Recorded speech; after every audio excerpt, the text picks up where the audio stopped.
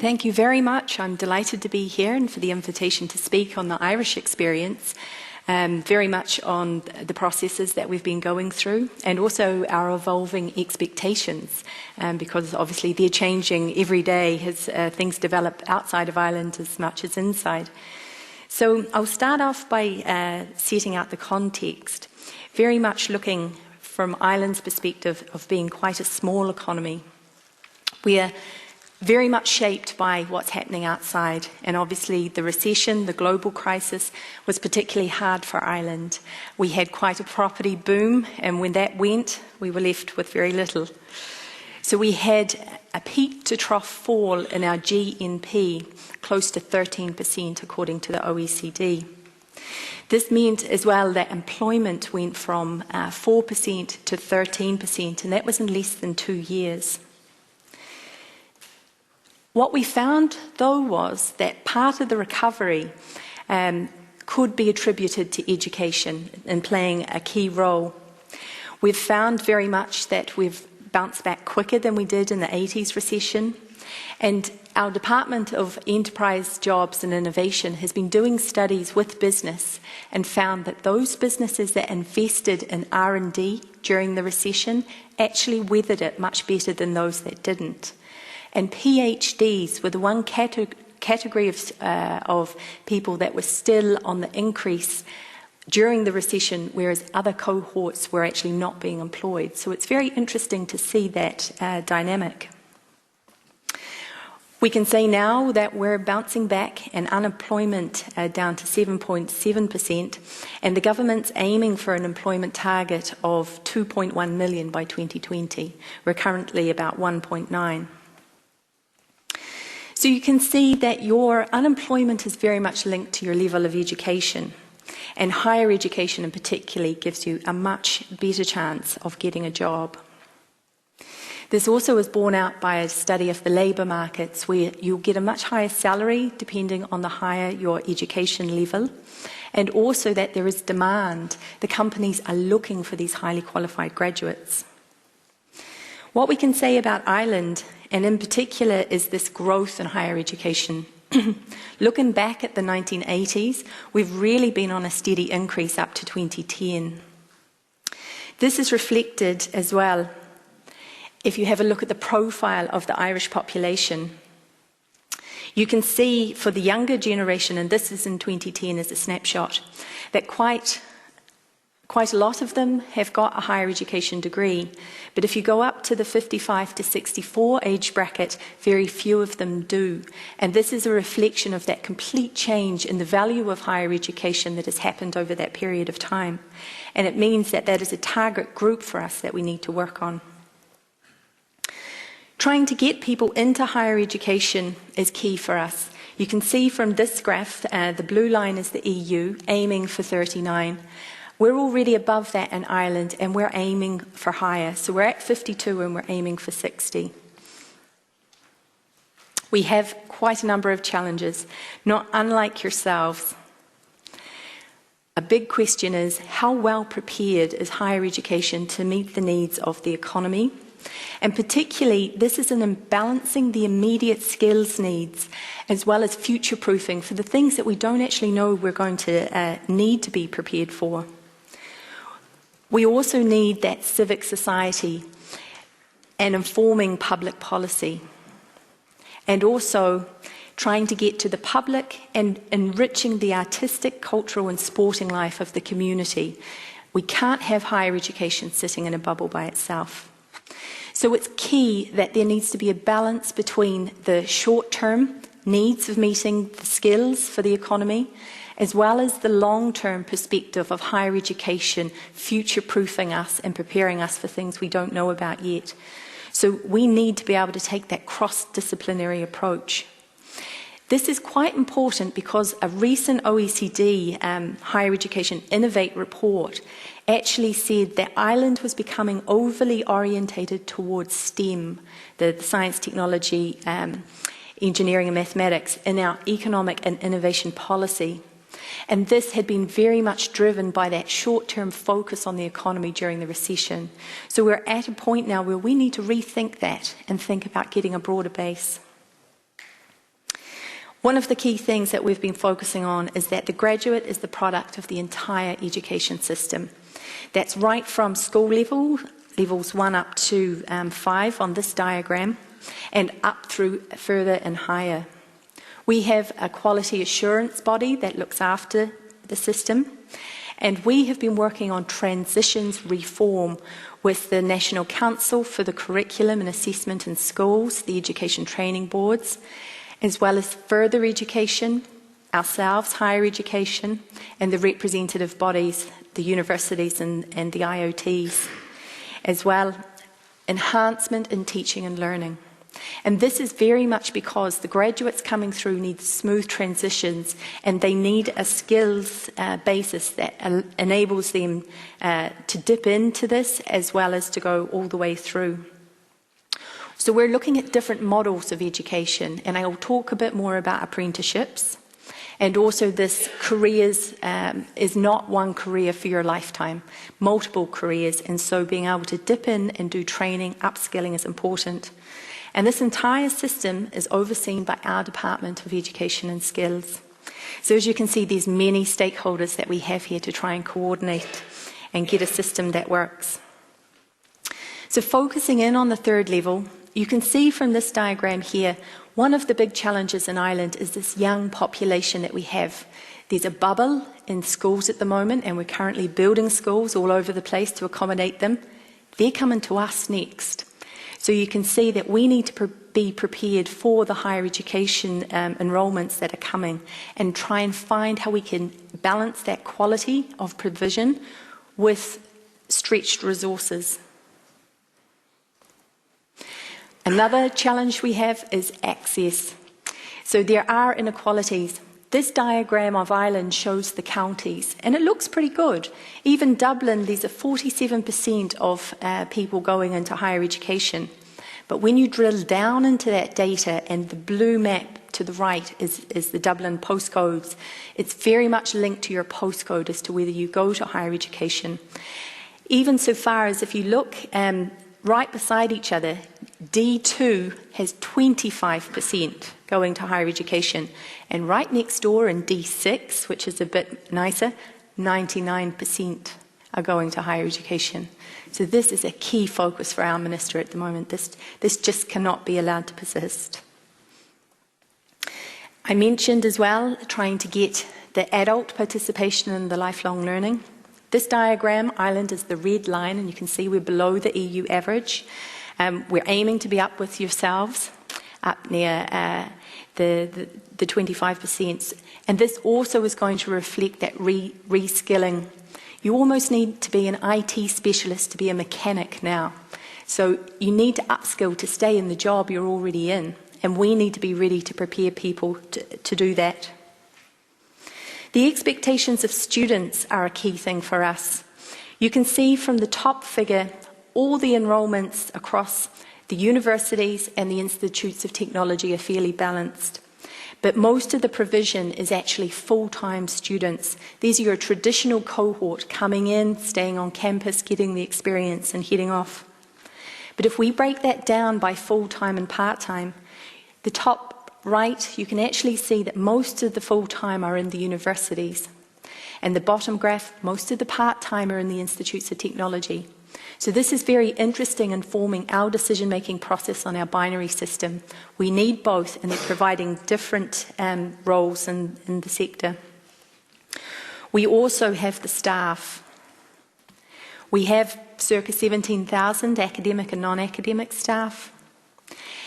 That balance differs between the universities and the IoTs, but because of the recession, we put a cap on the recruitment of staff, and that has been driving the core staffing levels down by about 12% since 2015.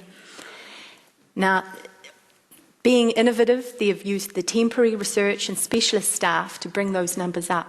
But we need to be careful because that isn't a sustainable approach, and we need to help the institutions to look for the long term.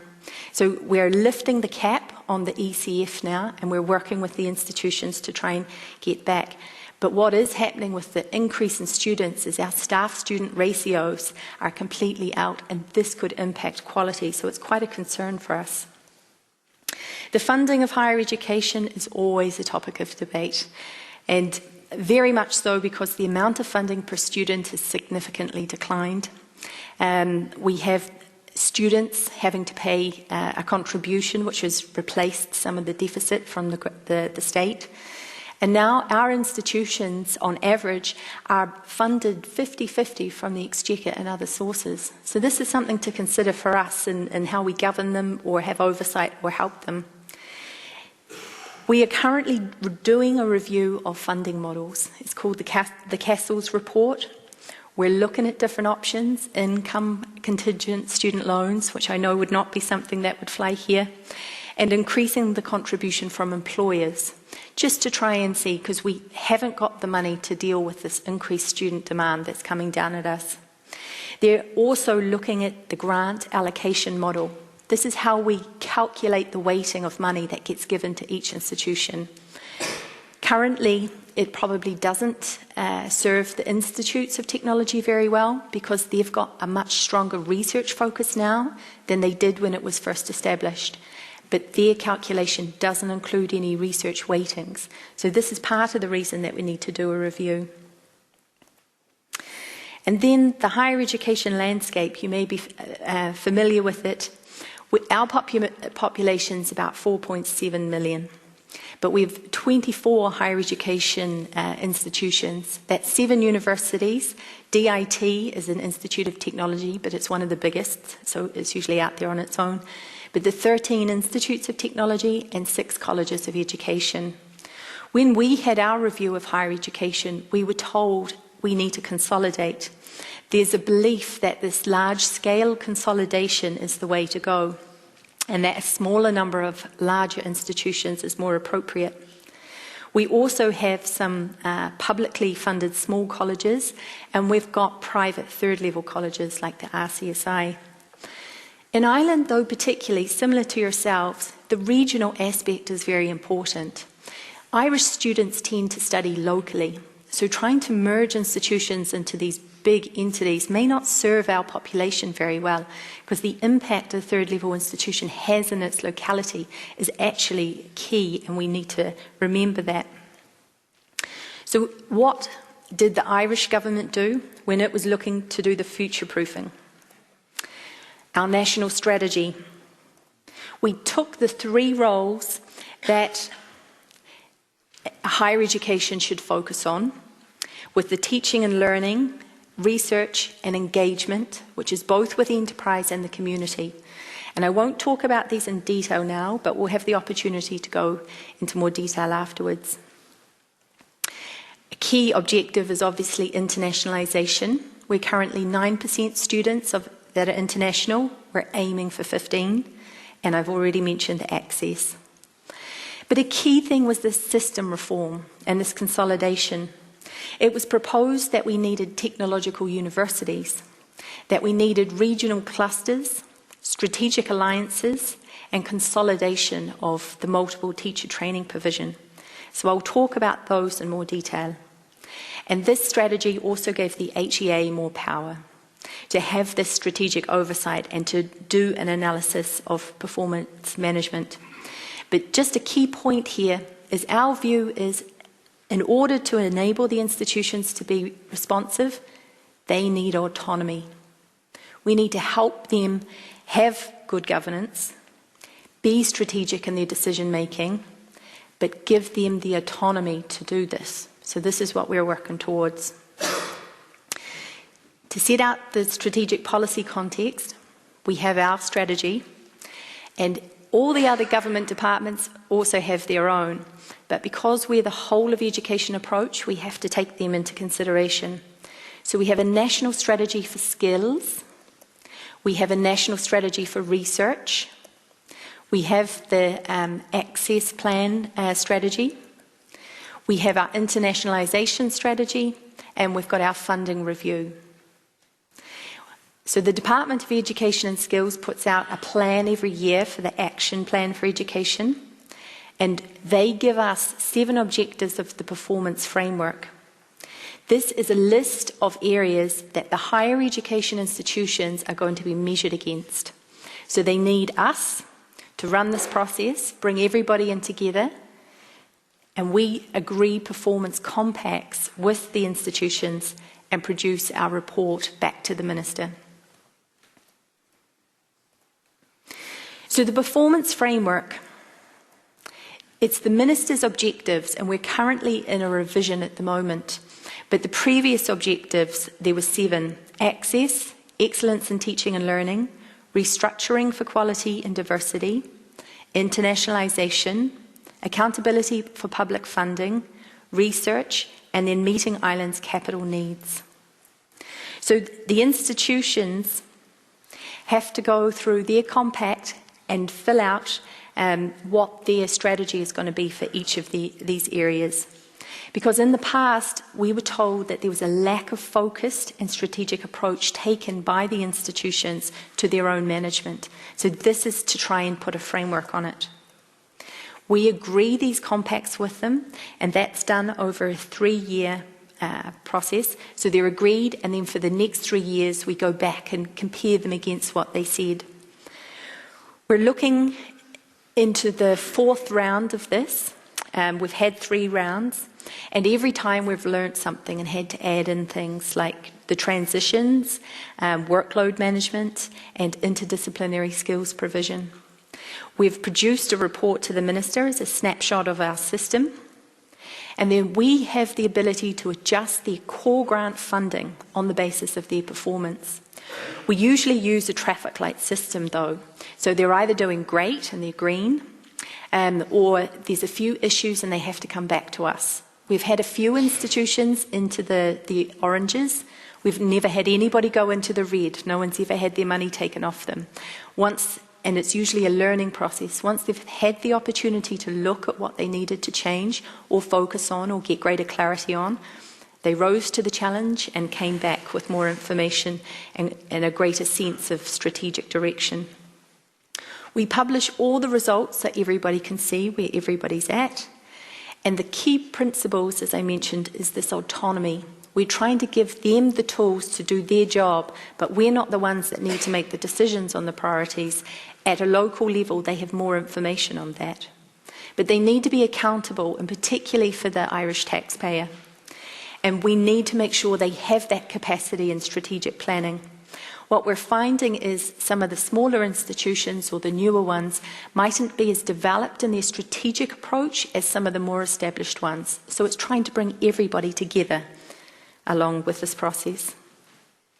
So the system reform and the consolidation, these technological universities, there's obviously a strong emotion around the title university. Some of the regional technical colleges and the IOTs felt disadvantaged for external marketing and their students' career perspectives because they didn't have that title. But there were fears over the system diversity being lost and reputational blow if suddenly everybody became a new university, similar to the UK. So the proposal that was put was that we would have university, but a technological university. This was to safeguard diversity and demand high performance, but then use it as a mechanism to help drive change. So this would see the 15 institutes of technology come down to 7. The focus would be on the levels of 6 to 8, and that they'd have to facilitate access and work closely with the further education sector. And there had to be at least 2 IOTs coming together in a consolidation to be eligible. So how well did we do? Well, change has been slower than anticipated, partly because legislation for the new TU bill is currently residing with the Minister, and they have their own political issues going on at the moment, so even the political process has been slow. We've also found that it is costly, not just in money terms, but also in people's time. It has really focused them into trying to work with people, maybe to the detriment of other activities that they might have been doing. And then there's also that element of the perverse effects. One of the requirements to become a TU is that you must have a certain cohort of PhD educated staff. And this has meant we're hearing anecdotal evidence that staff in IoTs are running across the border to get trained in education because it's the easiest PhD you can get, and then coming back and teaching in something completely different, you know. And also the research activity, maybe focusing more on that because it's what they're expected to be doing rather than because it's what they should be doing in their region. And I'll talk about the regional clusters because this is another type of collaboration that is ongoing at the same time. So there's 4 TUs currently being proposed, and 2 of those have passed stage 3 of a stage 4 process, so they're well on their way. Another one is just at stage 2, and then there is one that has hit a challenge. They haven't yet finalised stage 2, and we're working with them on trying to help them work together.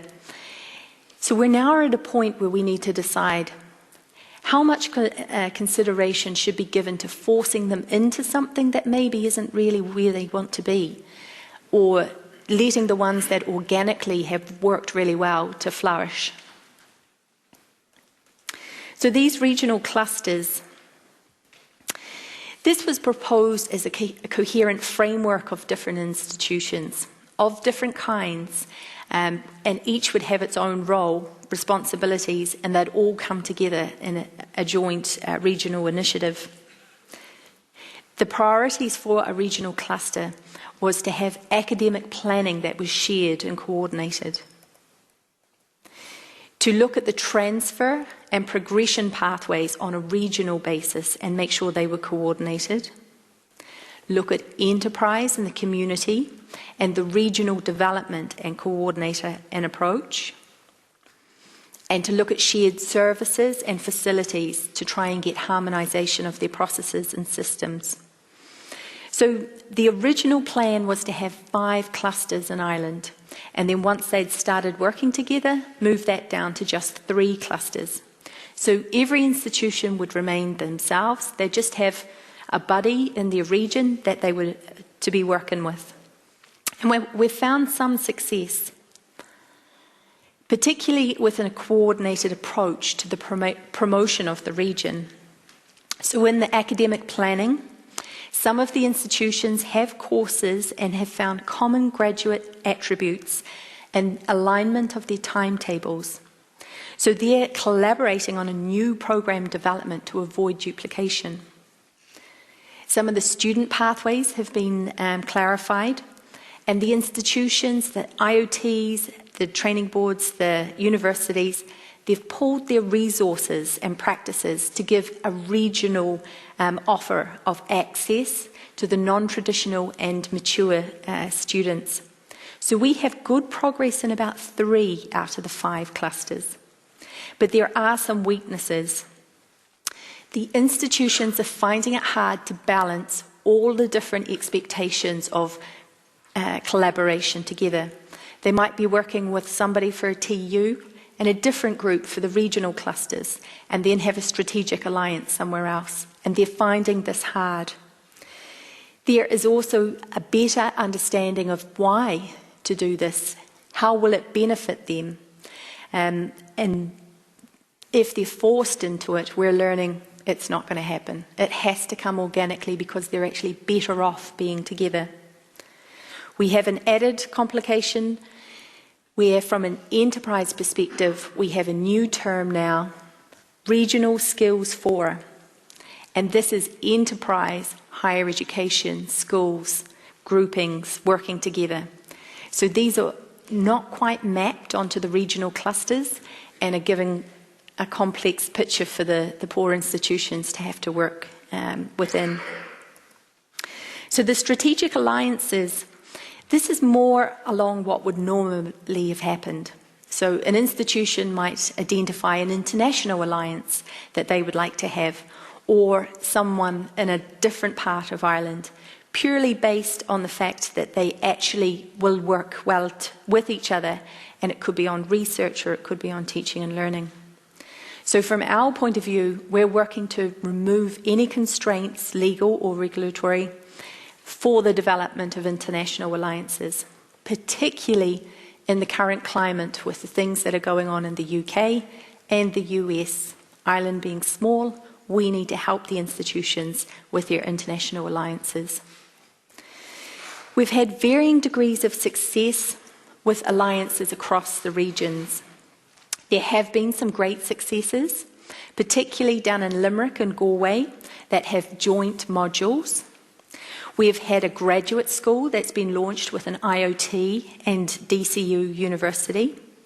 And we've had a memorandum of understanding between a cluster of Maynooth University and Athlone IT, with Dublin City University and Dundalk IT.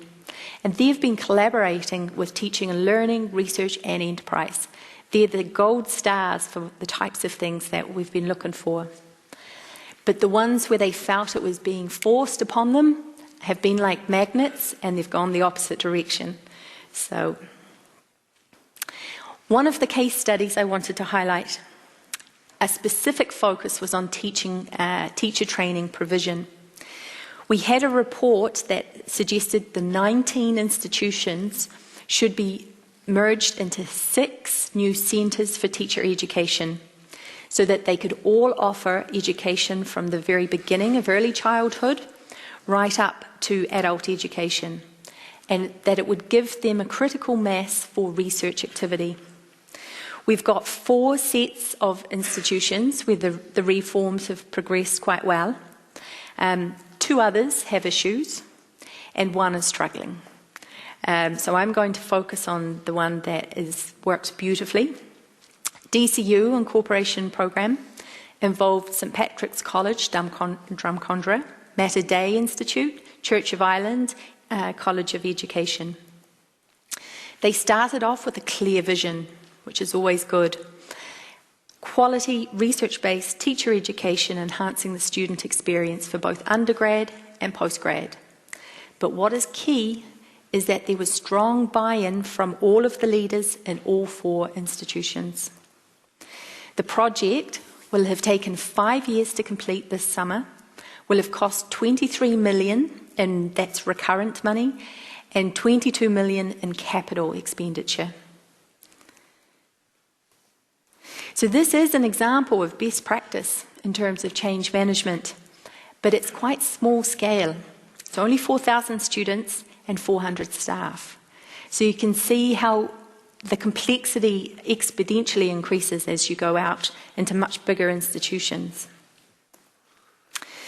So what have we been doing from a strategic oversight point of view? Well, in the HEA, we collect the data. We profile the institutions, and this is one of our reports that has research, teaching and learning. It has the staff numbers, and the institutions can see where they sit in relation to everybody else. We've got a number of data collection tools that we've developed. Key facts and figures that we can use to communicate to the wider stakeholders. We study the progression, and we've got the Irish Survey of Student Engagement, getting the student voice. So we now have evidence that there is ongoing improvement in teaching and learning across our system, because we're hearing it from the students themselves, and we also have a national employer survey so that we can try and see what things need to be changed and if we're doing well. And we also look for the graduates themselves. Are they getting jobs? Because that's essentially why they come to us. There is a focus, obviously, on particular skills. STEM is something that we're in short supply of, and in particular, we have a skills strategy, particularly for ICT, which pretty much worldwide. And we run targeted programs. So our Springboard program was an initiative set up to look particularly at different skills during the recession. So when a lot of people were in the building industry, out of jobs, we had Springboard where they could get free education to upskill into ICT, skills for manufacturing, entrepreneurship. And what we found was this was hugely successful. these people were being snapped up by companies because they're all very bright, but an electrician was making more money than an accountant during the boom times in Ireland. So everybody was coming out of school and just going straight into the construction industry. So this was our initiative to try and reskill them and get them back into employment. The next focus that we're taking is on apprenticeships. You can see from this graph that there was a huge drop-off in apprenticeships with the recession. We went from about 8,000 in 2006 down to only 1,500 in 2009. So the government has had a huge focus on this and widening it out, because we're looking at that collaboration that we can achieve in an apprenticeship model between the enterprise and the institutions, and also ensuring that the education is grounded in practical experiences of undertaking a job. It means the enterprise itself is involved in the design and its program. It improves the competitiveness of the companies and opens up careers for a large segment of our population. It supplies job-ready employees, and it is an ideal learning mode for those who learn best by doing. So this is just to give you a flavour of the types of areas that we're looking at apprenticeships. We had existing ones, and we've launched new ones. So 24 programs across a range of disciplines commenced in 2015. So this is a big focus for us. These are 2-year programs, and you spend 50% of your time on the job. And it's a qualification up to level 9. One of the other things I just wanted to touch on, we have governance reviews that we conduct of the institutions, and we can focus in on a specific element to help them. So this is a case study that we did recently, and the focus was gender equality. Obviously, there's a long-standing challenge of underrepresentation at the higher senior levels. So we did an independent review. Maura Gagan-Quinn chaired the expert group, and they published a report last year, developing a vision that gender equality will be part of how the institutions will maximise their pursuit of excellence and successfully meet the many challenges of the future. This is going to be a new strategic objective in our performance framework. So the institutions are going to have it linked to their core grant funding. And if they don't meet performance metrics on it, it could be a reason that they lose part of their core grant.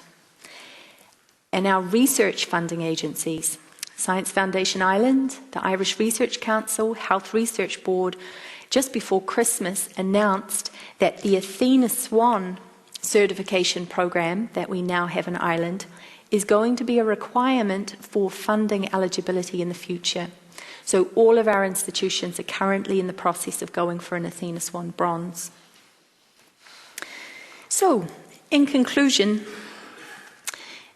the HEA, we have radically changed the way that we interact with our institutions. We used to be a budget-driven process, and now we've gone broader. We're looking at objectives, but also outcomes. We're using the funding model and the strategic dialogue process to engage with the institutions to drive performance against a framework that's been agreed by government, so we're all pulling in the same direction. And we're committed to this, and particularly that accountability and performance of the sector, while still maintaining that autonomy. And as Oscar Wilde said, success is a science. If you have the conditions, you get the results. And the Higher Education Authority, it's our role to put those conditions in place to allow the institutions, the environment, to achieve that excellence. So thank you very much.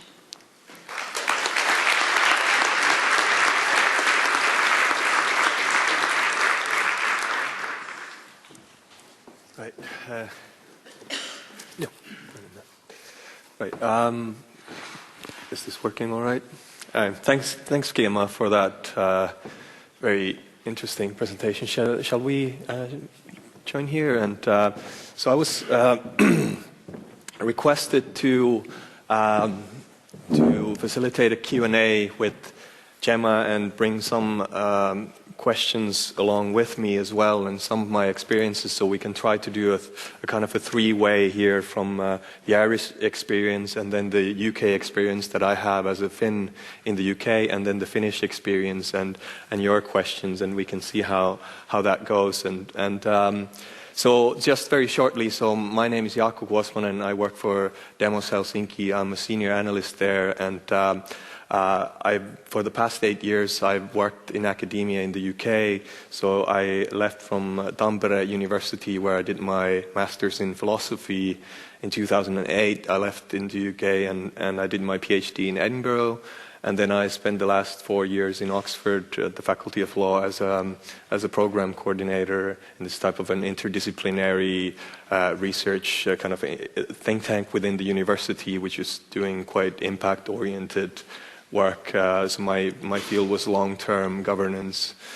And so you touch on various issues, Gemma, there, and I'm sure there's, for example, the regional parts are something that are quite hot topics here, and there surely are questions here and experts in the audience that want to have a word about that. But from my personal experience, and I would want to bring this in and ask you your experiences in Ireland. And start with the measurement of impact, which is, I mean, usually, obviously, when we start talking about higher education, impact is one of the core issues in higher education, and then the question about how do you measure impact fairly or justly or effectively and so on. So when I left in the UK and I did my PhD in Edinburgh, and I was told towards the end of my PhD that if you want to get a postdoc, you should have at least 2 publications in fairly good journals. If you want to have a very good postdoc, you should have 3 publications, 1 in an excellent journal and then 2 in fairly good quality journals. And then I just proceeded as they told, and I did the publications, and then I got 2 postdocs, and there it goes. And in the UK, there's a system, Research Excellence Framework, which is the REF system, where there's a lot of discussion about how well that fits. And this focuses primarily on the universities, but it also is an issue that is higher education more broadly, the question of measurement of impact. But the REF system is effectively where there's every 4 years, is it? Or every 4 or 5 years, you submit, the faculty submit a certain amount of publications. So for each permanent faculty member submits 4 publications. It doesn't matter if it's a book or an article, so that doesn't matter. So it kind of, there's one question obviously that then as long as you produce something, and so then it's a question about whether it unjustly or unfairly treats those who are writing long pieces of work. But you submit those 4 pieces of work, and then you're evaluated. The impact of your faculty is measured based on that. And then also it means that faculties start strategic hiring. So just before the ref comes in, you try to get those people on board that have been doing a lot of publications. So then you get a very good publication record for the faculty. So I have a quote here from Nobel laureate Peter Higgs, who's one of the founders of Higgs boson particle, and he said in 2013. That he started saying about how this kind of publication-oriented focus especially in academia and the universities started to arise, and what we call today as a culture of publish or perish, effectively. And he said, it's difficult to imagine how I would ever have enough peace and quiet in the present sort of climate to do what I did in '64. Today I wouldn't get an academic job. It is as simple as that. I don't think I would be regarded as productive enough. And so that's the quote from Peter Higgs. And as we know lately, he's done some scientific discoveries. In a nutshell, the question here is, I mean, how do you see, this is a hot topic, and it's a big topic as well, because we're seeing the rise of middle classes in Asia, and also the shift towards higher education moving there. And if we start to measure things by impact by publication, I think we're doomed in many ways. So how do you see it as a fair system of measuring impact, and what kind of steps have been taken in the Irish context on this one? It's a very good question, because currently in the system that we have, the metrics that we use for research are based on bibliometrics. It's the things we can measure: the number of publications, your citation impact, and who you're collaborating with in the world. Obviously, when you're only focused on that, it's very specific to your discipline, and just because you have a high citation impact doesn't mean you're saying great things. You could be controversial and cited all the time, and that could be brilliant, but you're actually rubbish at research. So we recognise the fact that the metrics are not perfect. And so we're taking the approach of a basket of metrics, trying to broaden that out to other elements of research we could use. The alt metrics is something we're considering, and impact is something we're looking at. Our neighbours in the UK with the REF are obviously proceeding down that path. We haven't at this point in Ireland looked at developing a national approach to trying to measure impact for all the institutions. Individual institutions have started initiatives though. So in the University of Limerick, they're using an impact analysis on a case study basis to change the mindset of their researchers. So every year they have a call for 4 case studies, and researchers can put in a pitch for their research to be included as one of those. It has to meet certain criteria. You have to be a certain duration past your PhD to have had time to have had impact. And you also have to be able to write the case study. It takes about 6 months. So it's the process that's almost more important than whether or not it's an impact case study. They're looking at this across the disciplines as well. So they're taking 4 across all. But that isn't linked to any funding or promotion or anything that would drive behaviour in a perverse way. It's more about changing the mindset. Some of the other institutions, University College Cork has done a mini REF. They've put in place, I think they're on their 2nd round, of getting all the researchers to submit their research activity, and they've gotten an international group to assess them.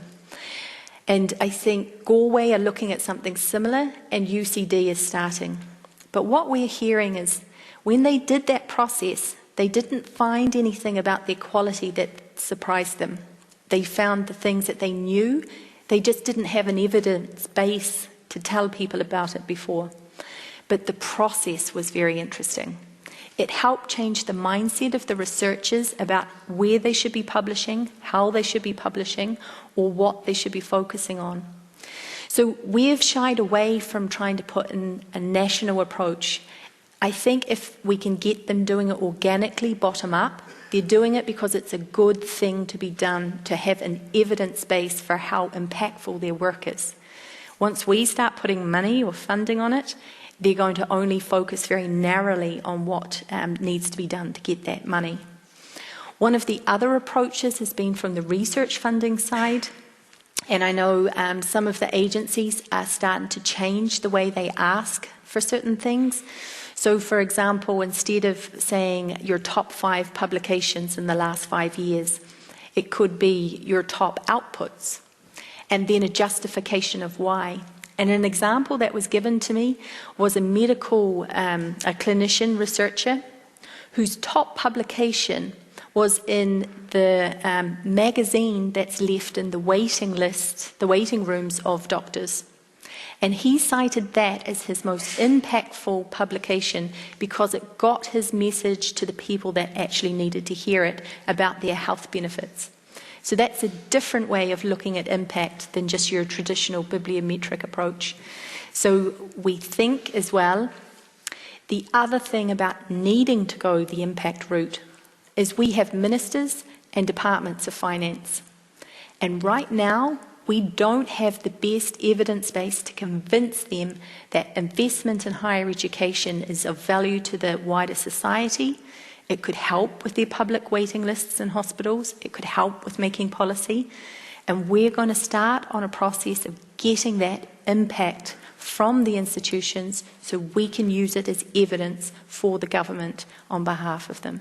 So it really is a basket approach, a basket of metrics approach that we're taking to impact.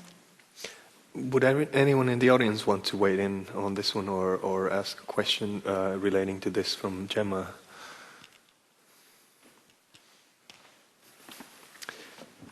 Ole. Thank you. I have my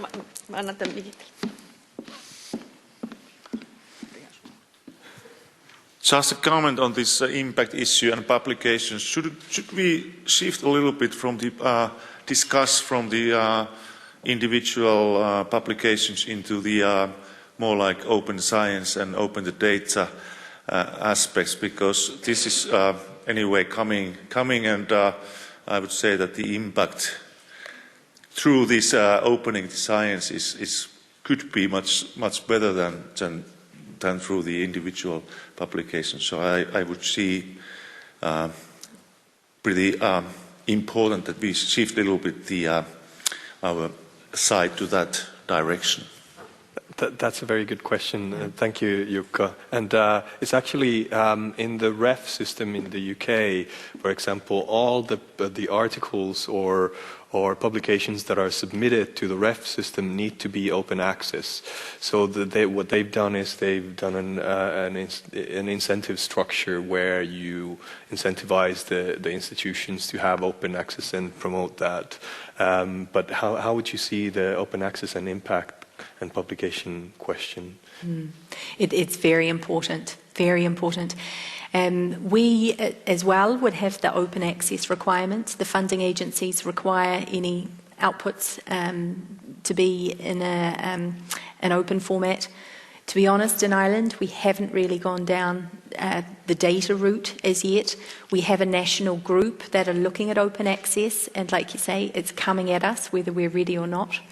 So we need to start looking at this.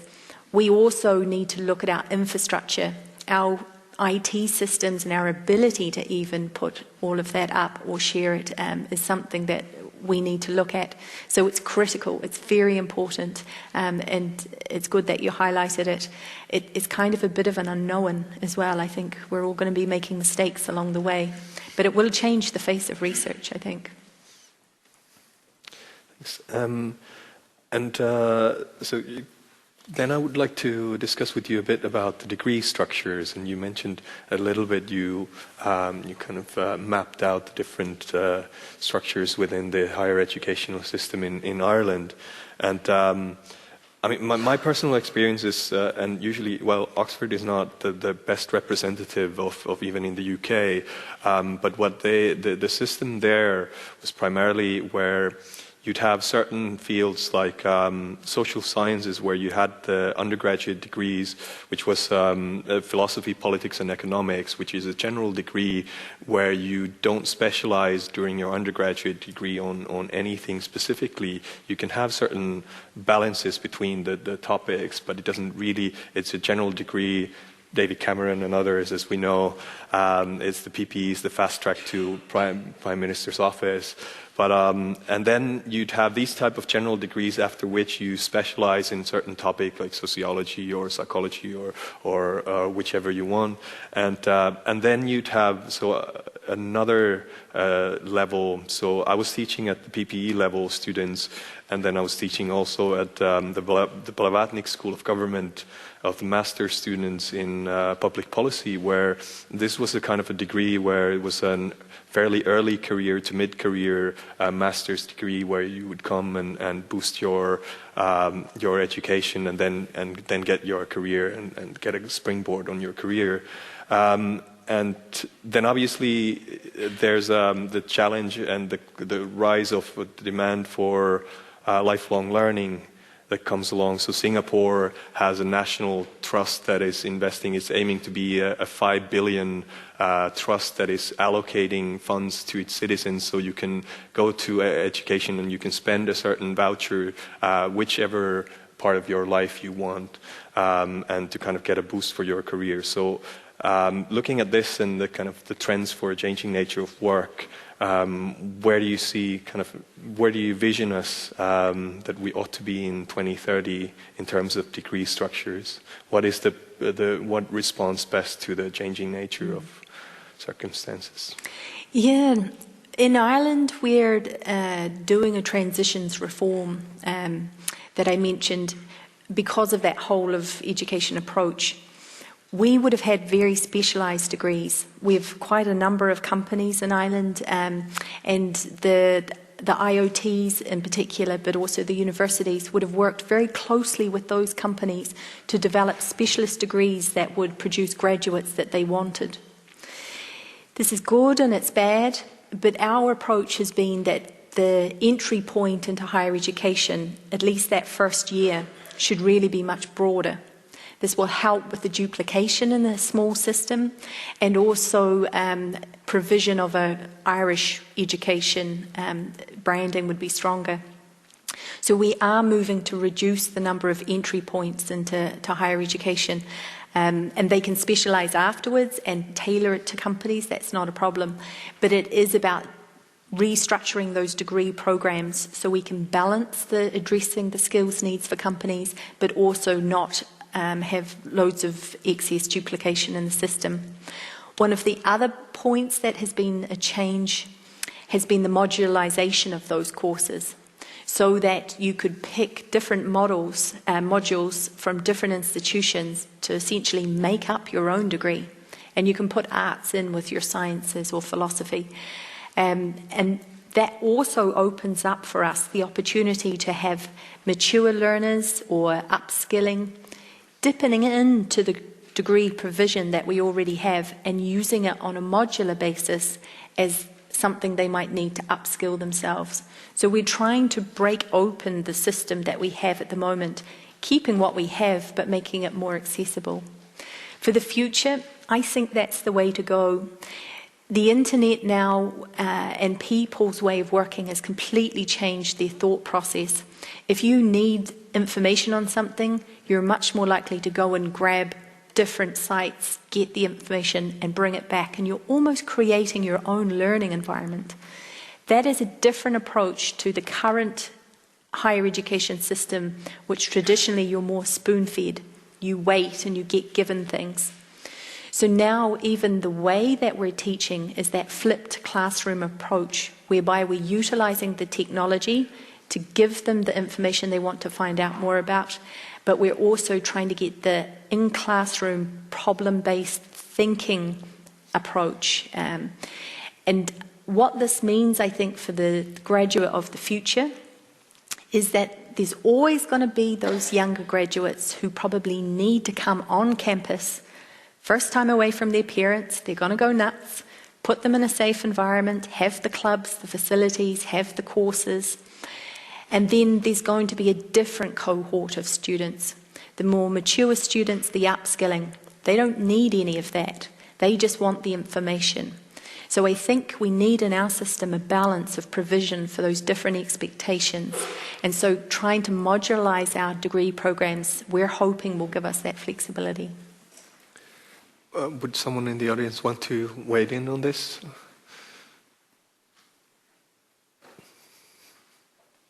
Okay, so then I could take a question from the message board. There's one for you, Gemma. Dele writes, on the future-proof higher education in Ireland, one, given the current economic situation in Ireland, has there been a reversal of the highly educated brain drain phenomenon?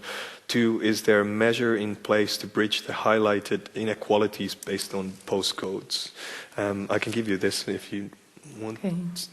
And this is an issue that we're discussing quite a bit in Finland as well, with question about the economic situation and the brain drain of highly educated. So something you could maybe give us a...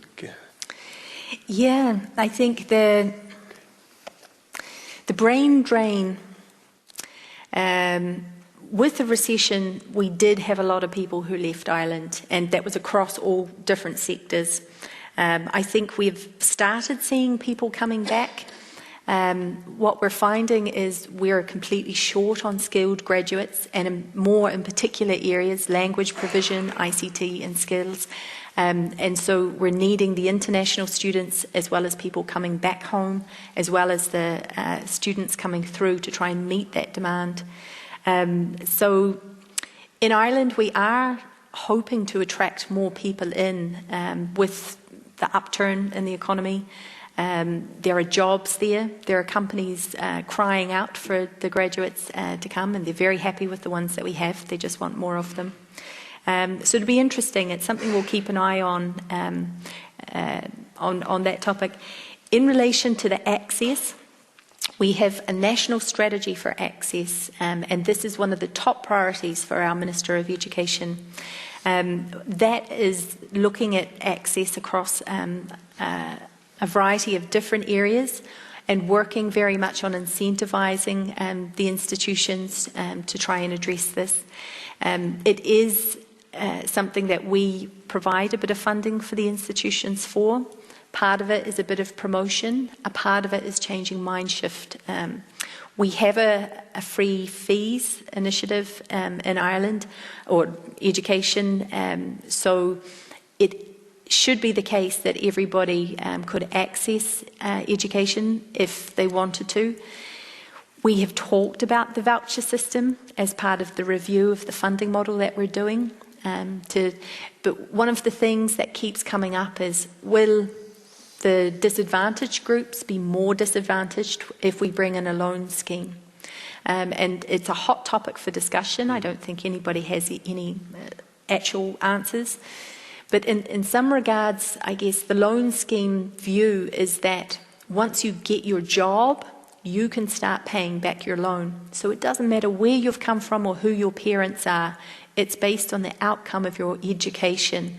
That means you can back pay it. So we're working on a number of different areas to try and address the access issue.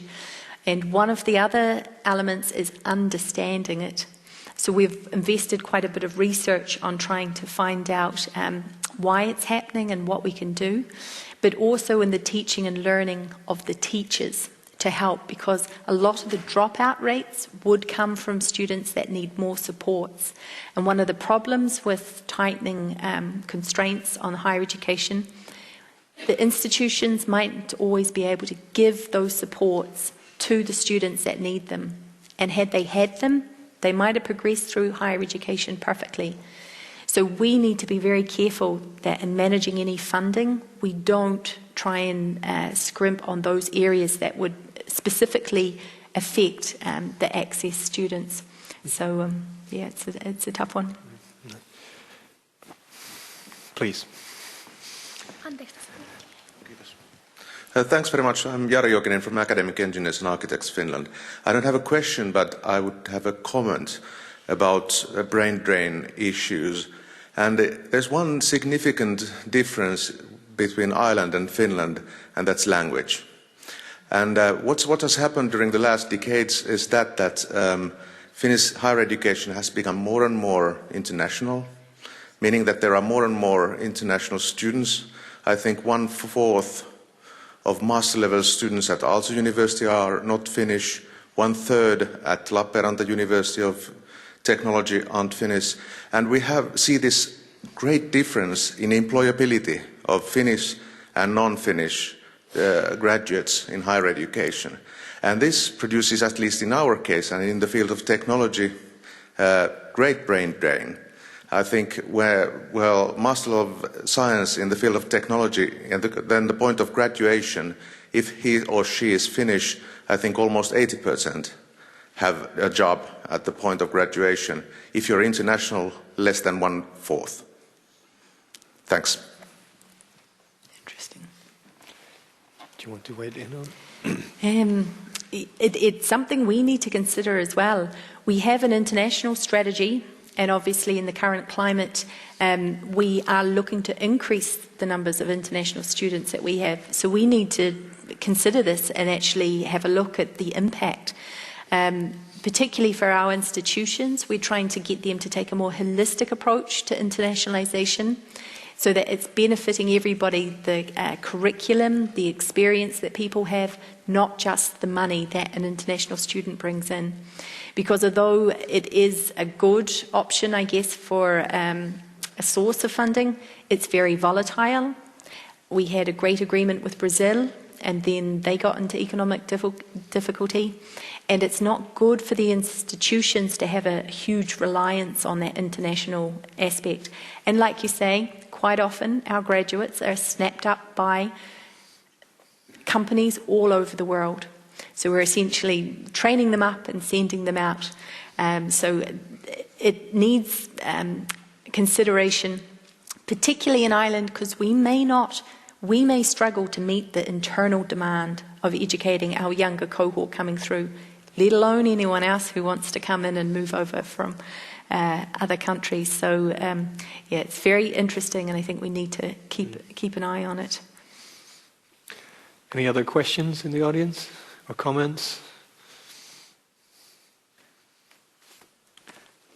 Right. So then could I ask about challenge-based interdisciplinary research, because that's also something that is a kind of a hot topic, and it seems to be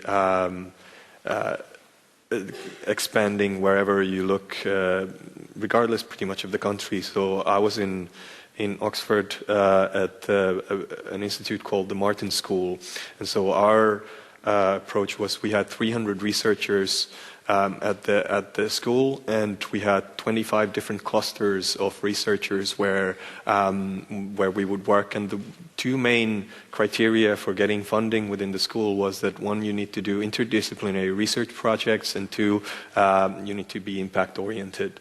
And so what they did actually was that they put together, so you'd apply funding from the school as projects, but then they would look at the applications and they would say, well, we've received these two applications that are fairly close to each other, which don't know each other necessarily, and they put those proposals to kind of speak to each other, and then they requested them to submit another proposal to them. So it's kind of they networked the applicants and then invited them to do new kind of interdisciplinary research proposals. This is just one way to do it, and then obviously here in Finland we've had Helsinki University has been focused on primarily challenge-based approach, and Eastern University of Eastern Finland, which has its strategy, it has made 4 global challenges at the core, which kind of directs the activities of the university. And then we have the strategic funding instrument, which then there's obviously there's some controversy about whether that's the way to steer funding towards academic work.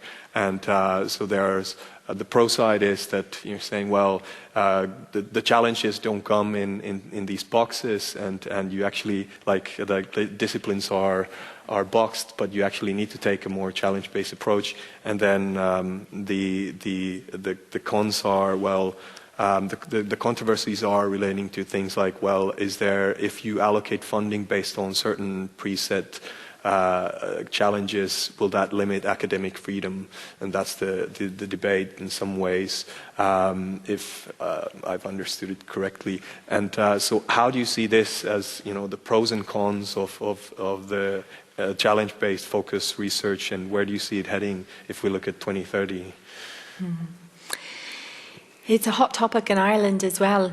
Our Innovation 2020, which is our research strategy, specifically mentions challenge-based funding, and it's envisaged that the funding agencies and government would have money specifically available for challenge-based funding research projects.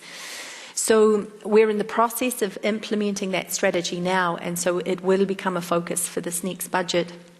What we have in Ireland is a number of funding agencies with a specific remit. So we have Science Foundation Ireland, which is very applied focused. We have the Health Research Board, Environment, we have Marine.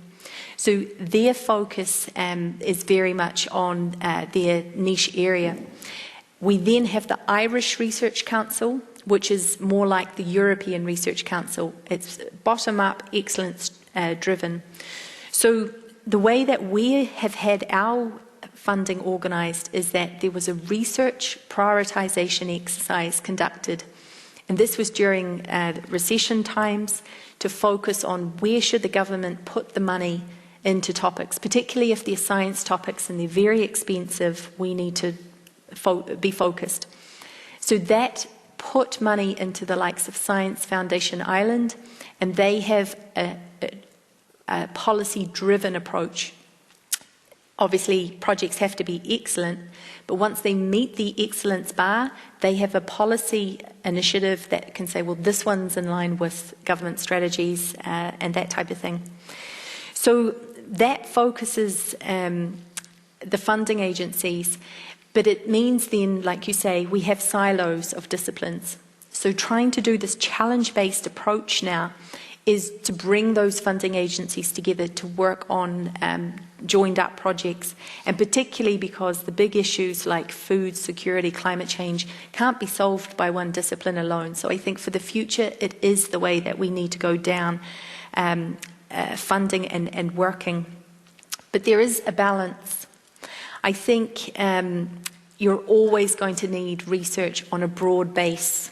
So the Irish Research Council that takes research across for knowledge and also basic research, that is our future-proofing for the things that we don't know what's coming down the line, and so we need a bit of a balance. I think the challenge-based approach has a benefit in that it's a much easier sell to the public, to engage the public, to get government and the solutions that our society needs. It's much easier to talk in terms of a challenge to society or that directly affects a person. And because these are the things that we're trying to change the world, that's why we all became researchers, I think it will be a good approach for researchers to get involved in. And also expertise. I think there's new disciplines popping up from this interdisciplinarity that become so established they're a discipline in their own right. I did my PhD in neuroscience, so it was both psychology and molecular biology. So I think for the future, it has a role. Challenge-based funding needs to be there, but I think there also needs to be your core research funding across the board and probably priority-driven research funding for the types of things that are very particular or expensive and need a framework. Please go ahead. Just a gentleman at the front. Wait.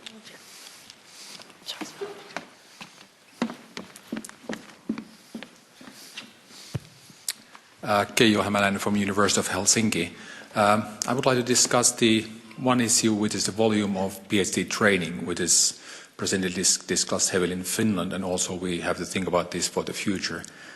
And the situation in Finland is that the PhD training has been internally driven by the universities because the PhD students are an essential part of the research in Finland.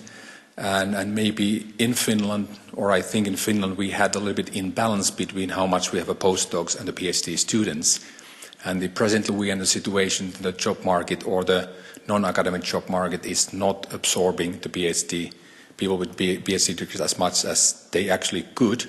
So we have to look this issue very, very carefully, what we are going to do in the future. So what is the present situation in Ireland? I mean, are you increasing or decreasing, or do you strategically think about this volume? Yeah. In our previous research strategy, I think we were looking to almost double our PhD numbers. In the most current one that we have, we're just looking to increase PhD numbers. I think part of this comes from the metrics, like rankings, how many PhDs per head of population do you have? And so it's attractive to government. But I think we're increasingly seeing that PhDs are of value to business. For example, during the recession, the companies that are being based in Ireland now are very much looking at that problem-solving tier. They want people at that level. So I think our approach now to increasing PhDs, but on a more measured approach and probably in targeted areas, is the right way to go. I think you're right. There is a problem whereby PhDs are essential to the functioning of a research environment in universities and in the IoTs in that engaged in it. It's core to the mechanism. And this is where the balance comes, because you're almost better off to have a PhD working at that level, and it gives you that flexibility, than having a core set of staff that you have no students and you're very inflexible and that type of thing. You need that flow of new information coming through. But you're right. What do we do in making sure that they can get a job afterwards?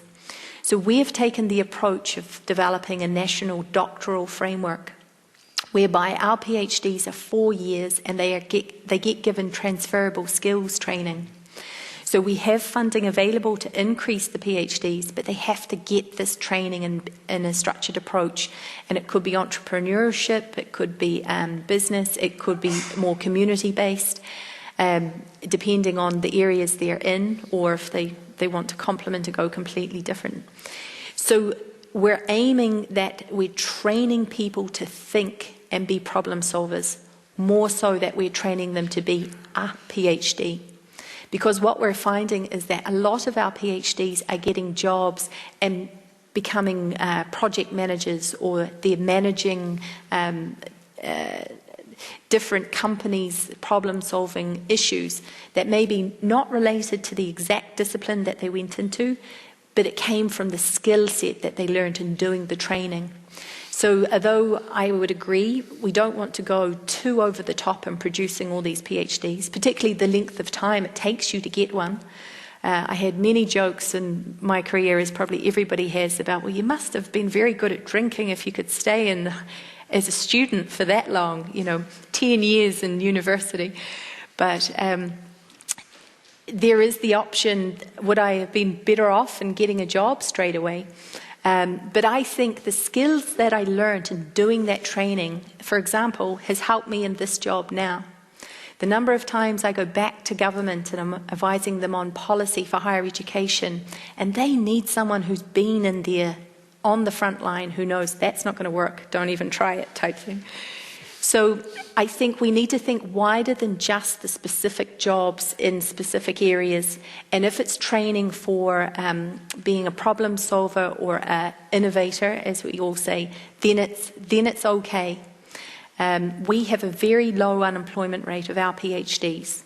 So on that basis, I think we're doing right by them in giving them that national doctoral framework training. Right. So thanks for that. And I think as much as we would like to carry on these conversations for quite a while, it's time to wrap up and go for lunch. So so we have lunch here outside, and we're coming back here at 12:30. And at that point, we will have the workshop section starting. So we'll have material that has been produced in the verkkoaivoriihi, and that material is something where you will work on in the workshop section, and then that material that you will work on will then feed back to the verkkoaivoriihi. So we'll all get to wrap up our sleeves and get to work. But at this point, could I ask everyone to just join me and give our warmest thanks to Gemma.